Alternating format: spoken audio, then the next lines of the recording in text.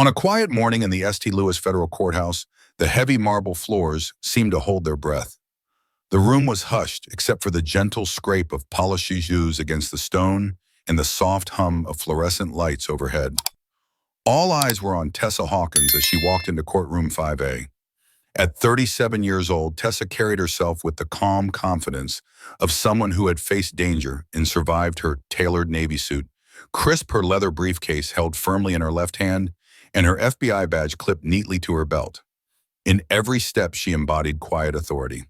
Yet Officer Frank Delano, a white policeman nearing retirement, showed no respect for her presence. He strode forward, jaw set, and barked at her. "That ID looks forged." Without waiting for her to explain, he grabbed her wrist, twisted it behind her back, and pushed her against the oak railing near the security checkpoint. Her briefcase clattered to the floor, and the sharp click of handcuffs echoed through the stunned courtroom. Lawyers paused mid-conversation, court clerks froze, and judges' assistants stared in disbelief. Tessa did not resist. She knew something about to happen would change everything. What Officer Delano did not realize was that Tessa Hawkins was the lead investigator in a year-long federal inquiry into corruption within the St. Louis Police Department. Inside her briefcase were encrypted files, video recordings, and sworn statements capable of exposing wrongdoing at the highest levels. As Tessa sat in a small holding room, wrists stinging beneath the tight cuffs, a young officer named Marco Delgado approached and offered her a bottle of water. "I'm sorry," he whispered. "We didn't know." Tessa did not respond. There was no time for apologies. The incident had not been a mere lapse in procedure, but a revealing glimpse of a broken system she had spent months studying. Within moments, someone in the public gallery had recorded the encounter on a cell phone. That grainy footage of a uniformed officer dragging a black woman in a federal suit would spread like wildfire. Reporters flooded the courthouse lobby, and the presiding judge had no choice but to delay all proceedings. Still, Tessa returned to courtroom 5A, her handcuff marks faint but visible, and prepared to take her place on the witness stand. That same morning, barely a minute after the handcuffs clicked shut, Officer Frank Delano realized he had made a grave error. As Tessa Hawkins sat cuffed in a small holding area, she remained composed, her breathing steady, despite the ache in her wrists. Delano's partner, a younger officer named Marco Delgado, appeared at the door and hesitated before stepping inside. In a low voice, he offered Tessa a bottle of water. "I'm sorry," he murmured. "We didn't know who you were." Tessa took a slow sip without speaking. She needed no apologies. She needed justice. Moments later, Delano was escorted out of the holding room and back into courtroom 5A, the same place where he had aggressively grabbed Tessa just minutes before. News of the incident had already reached a clerk who slipped a note under the judge's door. Reporters and spectators watched as the judge entered, already drumming his gavel on the bench to quiet the murmurs. Tessa, despite her swollen wrists, walked back into the courtroom with measured steps. Every head turned again, but this time the look in her eyes was not one of hesitation, it was resolve. When the judge called the court to order, Tessa was finally allowed to slip out of the handcuffs and stand at the witness podium. Carrying her slim leather briefcase, she approached the microphone and placed her FBI badge on the stand, its blue and gold emblem catching the light. In her calm, unhurried voice, she announced, "Your Honor, I have conducted a federal investigation into corruption within the St. Louis Police Department." The courtroom fell into a stunned hush.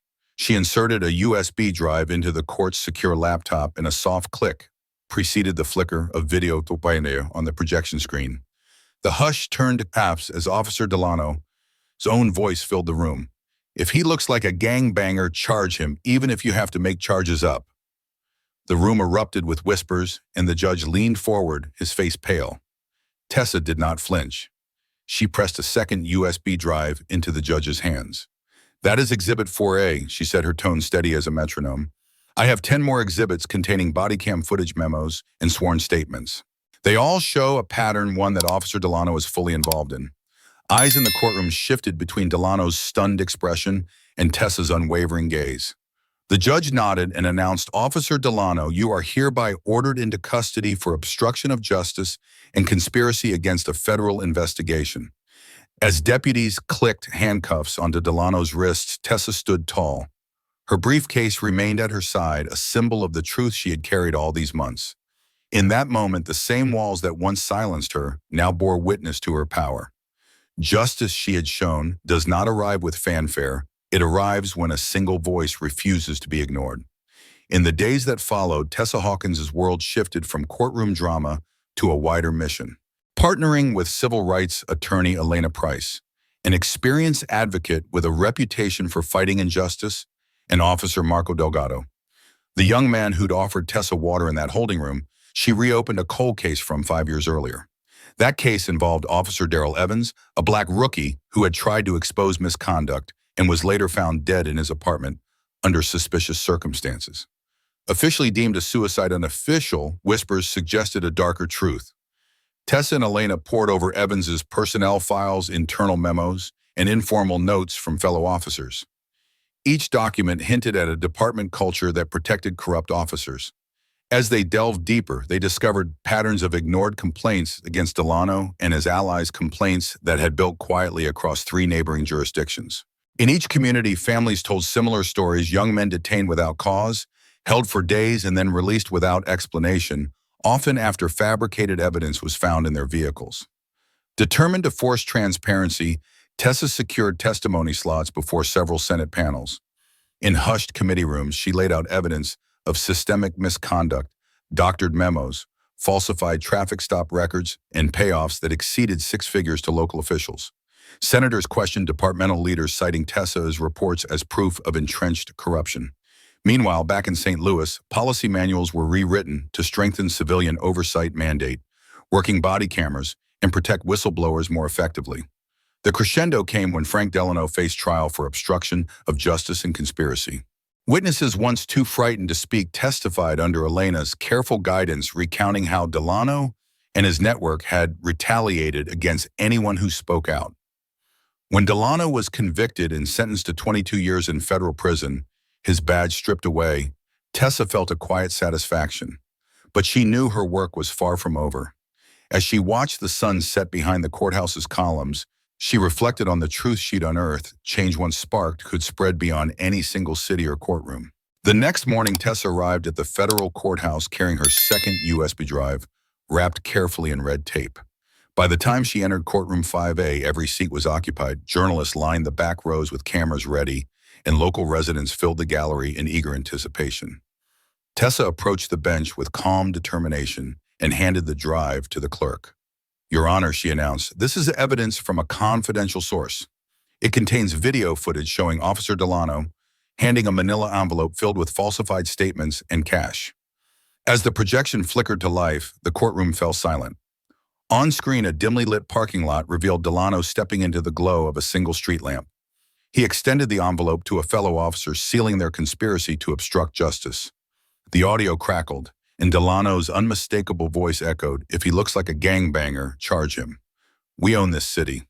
Tessa's gaze locked onto Delano in the dock, his complexion ashen now, his former bravado gone. "Is that your voice?" she asked softly but firmly. "Did you really say we own this city?" Delano's attempt to bluff fell flat.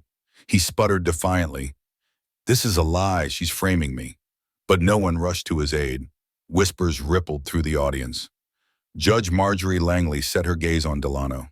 "Officer Richard Delano," she declared, voice steady, "you are remanded into custody on charges of obstruction of justice and conspiracy to impede a federal investigation." Firm-handed marshals snapped the handcuffs onto Delano's wrists exactly as he had restrained Tessa just days before. The symmetry was undeniable. As Delano was led away, Tessa let herself smile, a small, knowing curl of her lips. "Did you really think I didn't have a final piece of evidence?" she murmured under her breath, more to herself than anyone else. In that moment, the courtroom recognized that Tessa Hawkins' determination and that single USB drive had shifted the balance of power. Justice, once quieted, now roared back to life. Following Delano's arrest, Tessa joined forces with civil rights attorney Elena Price and Officer Marco Delgado, the St. Louis PD detective, who had courageously cooperated with the FBI. Their first priority was revisiting the suspicious death of Darrell Evans, a young black patrolman who had filed complaints about his superiors before turning up dead in his apartment. Officially ruled a suicide, the circumstances did not add up. Evans, only 26, was found hanging from a ceiling beam, yet autopsy reports showed he had defensive wounds and signs of a struggle. Elena obtained internal emails and memos from St. Louis PD that revealed a chilling pattern: colleagues mocking Evans behind his back, whispers of "shut him up" and instructions to bury any records related to his allegations. One message sent by Delano himself directed the department's forensics unit to categorize the case as self-inflicted without performing a full investigation. Tessa examined the department's case file, discovering that crucial evidence, security camera footage from Evans's apartment building, had vanished.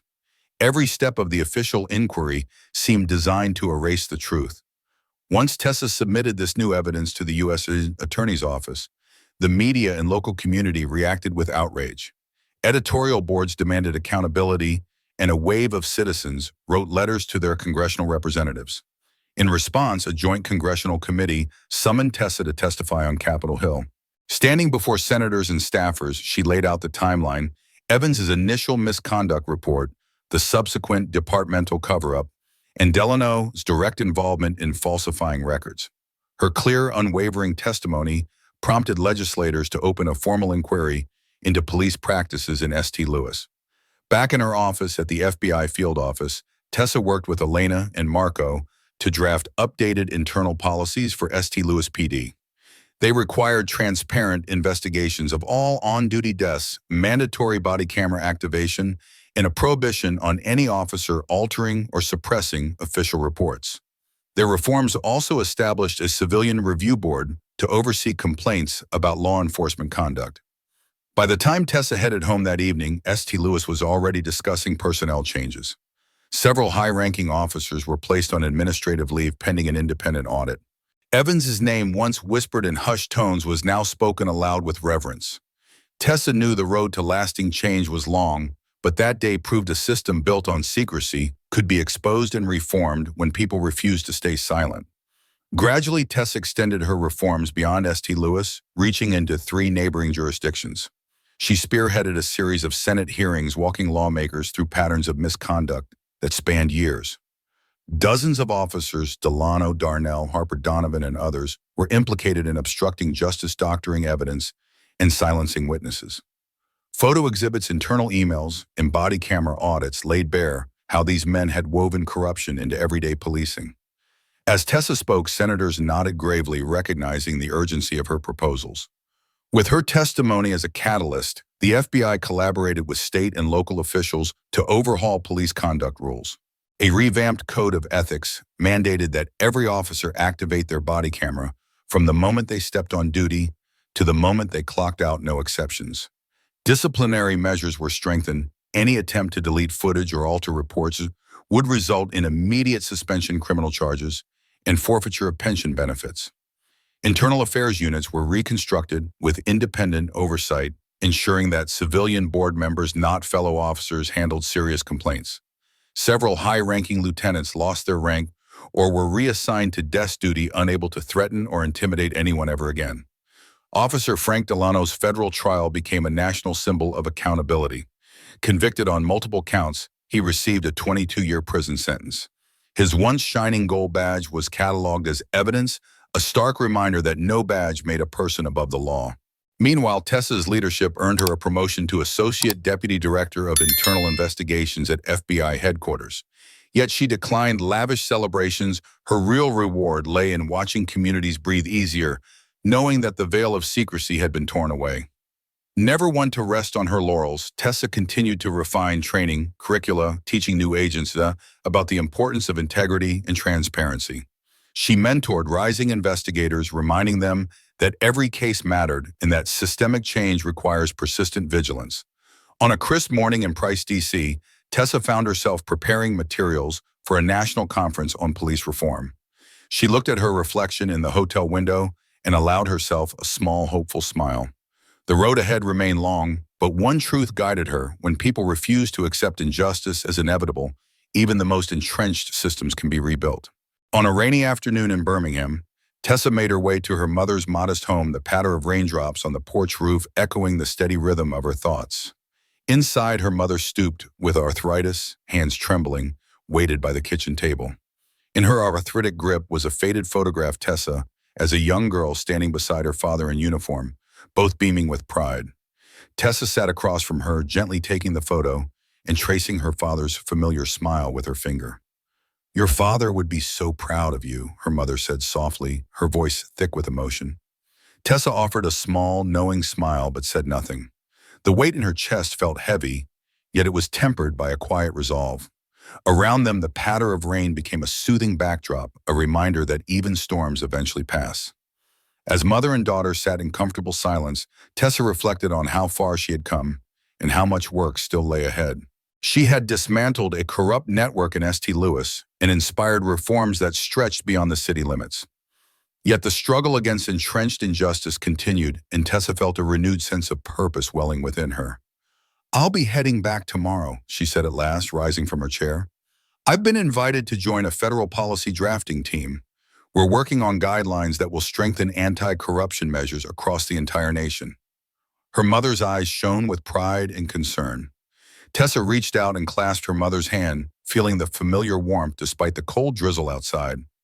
"I know the fight isn't over," Tessa added, "but I have to keep going." Her mother nodded, understanding that the system might tremble under pressure, but would not collapse as long as people like Tessa stood up to it. As Tessa stepped onto the porch, the rain had softened into a gentle drizzle. She looked back at her mother's silhouette framed by the window, her resolve steeled by the knowledge that courage and truth could sustain even the tallest storms. On the heels of Tessa's courtroom triumph, St. Louis began to change, though old biases still lingered. In neighborhoods where injustice had once thrived, residents, many from communities of color, gathered for a public forum celebrating the court's approval of sweeping reforms. Journalists, activists, and volunteers proposed creating a House of Justice Revisited, a safe haven where those who'd suffered abuse of power could find legal aid, share their stories, and heal together. Across several states, the movement Justice Without Fear caught fire with the rallying cry, "A Shard of Truth," unveiling the veil appearing on murals, banners, and social media. Academics released studies exposing the prevalence of police misconduct, underscoring that the wounds from Darrell Evans's case and Frank Delano's corruption remain deep. Meanwhile, Tessa and her federal policy team drafted a new framework called the Justice Integrity Index, a tool designed to measure police accountability from procedures to daily conduct. With these innovations, a blueprint emerged for policing, guided by transparency and respect, ensuring that St. Louis's reforms might one day become a national standard. Since the verdict, Frank Delano has been required to submit every call, log, body camera clip, and banking record to the Federal Oversight Commission. The Special Attention Initiative at the St. Louis Police Department was dismantled, and dozens of complicit officers are now under investigation or have been forced to resign. Neighborhoods that once avoided law enforcement now organize community watch efforts, posting "We Are Watching" stickers on streetlights and documenting any rights violations with smartphones in plain view. At Darrell Evans, his former high school students unveiled a memorial room whose white marble wall is inscribed with the words, "Justice is not just something you do, it is something you live." Tessa continues her mission, visiting the families of those who were wrongfully detained on a monthly basis. She reminds them that though the wounds of the past run deep, they need not extinguish the hope and promise of a brighter future. A year later, she stood before the United States Congressional Judiciary Committee to present the St. Louis report. This 200-page document meticulously detailed every civil rights violation, every doctored record, and each instance of witness intimidation. It exposed the protective network that shielded corrupt officials and outlined the chain of command that enabled it. With measured clarity, she urged Congress to pass the Witness and Civil Rights Protection Act. Her proposal called for stiffer penalties for police misconduct, expanded funding to compensate victims of wrongful arrest, and federal oversight of local defamation of public records. As she concluded, her voice unwavering, she pressed lawmakers to ensure that no whistleblower would ever again face threats without recourse. Members of the committee exchanged nods, and by day's end, the bill had secured overwhelming bipartisan support. Walking out of the hearing room, a committee clerk tapped her on the shoulder and whispered, "You've changed America." She paused, her gaze drifting to the American flag outside the window, still and silent against a blue spring sky. In that moment, her smile was not born of personal triumph, but from a deeper conviction. Justice had finally begun to tip in favor of those who had been silenced. She understood that passing a law was only the beginning. The real work of protecting vulnerable communities was just starting. As she stepped into the courtroom, she felt the weight of countless voices behind her families whose lives had been upended, witnesses who had feared for their safety, and young people who now saw that one determined individual could spark lasting change. The struggle for accountability and equality would continue, but the tide had turned. And for the first time in a long while, she felt certain that the system was capable of reform and that the fight for the underdog had only just begun. Through this story, we see that fear and power often go hand in hand, and only when brave individuals speak out despite personal risks can schemes of abuse be exposed. The overarching message is that no corrupt system is entirely invisible. Once wrongdoing is laid bare, darkness cannot survive. Yet racism does not originate solely from a few bad actors. It is woven deeply into societal structures. Therefore, each viewer should reflect on their own role. If you witnessed injustice, would you take action or turn a blind eye? I encourage the audience to share their personal perspectives. Does this story serve as a signal for our community to unite and act more decisively? At the same time, please comment with your prediction on when racism might finally end. How many more generations will it take to dismantle the walls of prejudice? Are current policies, educational reforms, justice system overhauls, and awareness campaigns enough to break down these barriers? Or are there additional solutions that still need to be implemented? Every opinion, no matter how small, contributes to a collective voice that awakens a sense of responsibility within the community. When many individuals refuse to stay silent, the silence that empowers oppressors will be shattered, and society will gradually move closer to a true era of equality. Share your thoughts on how each of us can continue the fight against racism, because only when many voices rise together will meaningful change endure. Disclaimer: this story is entirely fictional. All characters and events are creations of the author and are not intended to reference or criticize any real person. It is designed to raise awareness of responsibility, justice, and the importance of treating one another with respect and dignity. We firmly oppose all forms of violence, prejudice, and injustice. Please consider this before viewing.